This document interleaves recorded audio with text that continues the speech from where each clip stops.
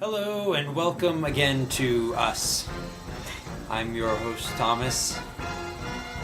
I'm Kim. So, apparently there's a new Toy Story movie coming out. Did you hear about it? I bet you, spoiler alert, I bet you there's going to be toys in it. And it probably involves some kind of story. Is that a joke? Tell me you're joking. That's just my prediction. Something's wrong with you.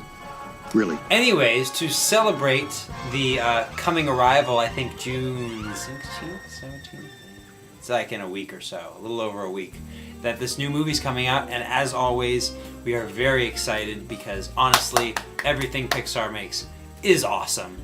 And we are going to celebrate that by talking about some of our favorite things about all of the Pixar movies. And we own all of them. So we will probably be showing We're props. huge Pixar fanatics. Yes, I think that's an In understatement. this household. In fact, I'm pretty sure we own more children's movies than Anyone we adult know. movies. You uncultured And- swine! Oh, absolutely. Including people with Well, children. we own a lot of Disney movies too, but Pixar movies in particular just have that degree of excellence that I don't even think that Disney can match. So we're going to talk about all these movies and what we like about them, and maybe you agree, maybe you don't. If there's spoilers for those of you who haven't seen certain movies, we will warn you. Anyways, so I want to talk about best story. Like, which movie do you feel like had the best story overall? Mine. She likes Finding Nemo a lot. Why do you think it has the best story? I just really like the entire idea of the whole story. Good on How ya, it mate! starts off with Nemo's, all of his siblings getting killed, tear. And then Marlin feeling this deep need to protect Nemo because his wife and all of his other children were killed. Anyways, And I definitely and then agree Marlin with all trying that. to find Nemo and Nemo. And I love Finding Nemo, but I actually, I in terms of story, I had to go with the original Toy Story. This Says is one. the this It one. says two, but it's a two-pack. It's a 2-pack. Like Tupac I have Shakur. both in it. Tupac Shakur. You're Anyways, mocking me, aren't you? I just think that the story is way solid. They worked on it for forever before it came out, and it was the first 3D animated movie ever. And I don't think they've ever topped it in terms of just the quality of the story. And there's our dog. So so moving on, best ensemble cast. Like which movie had the best, most memorable cast? See, I think that Toy Story has the best cast. Like the ensemble, all of them together work to create like a really great cast. Like they're funny and fun, and I love them. There's a lot of characters too. I was gonna go with Finding Nemo as a reverse of that, but I actually changed my mind at the last second, and I decided to go with The Incredibles because, unlike my wife, who this is one of her least favorite movies ever from Pixar. Yeah, well, But yeah. from I think Pixar. that every single character in this movie is not only well acted, but very memorable and just very well But designed. look at Buzz and Woody, and the rest of them. Yes, I agree. They're very good characters, but I personally want to go with The Incredibles. And this is all opinion, He's a boy. so you know. I don't like confrontations! Anyways, next we want to do best animation. Just in terms of the quality of the animation itself.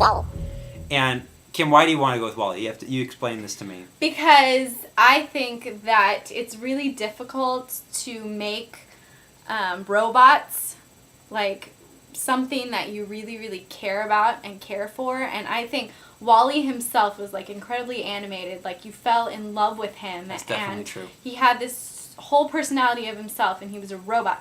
And the same with Eve. I think Eve had a really good character too, even though she was like this round little thing. A with lot of eyes. she had the benefit of actually having facial expressions, where Yeah, I WALL-E know, kind of but just had eyes. They did so good But with no, they like did a good job. robots. I mean, They did a very good job.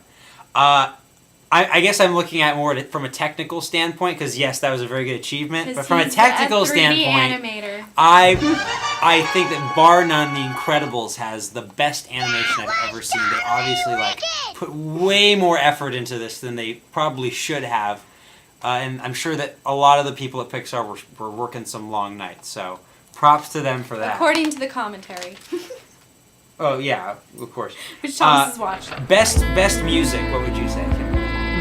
I think we both share the same opinion on this. Best music, yes. We both chose Up. Because Yeah. immediately when you think of best music, like suddenly the Up theme song plays in your head. What a coincidence! It won an Academy And, Award yeah, for Best I remember Music for that Score. I was most excited about them winning for this. I was really rooting for them because just listening to the musical score, it makes me like start crying because I relive the whole flashback scene like in my head. I wanted to say that as a runner-up, I really think that Wall-E's music is very good too.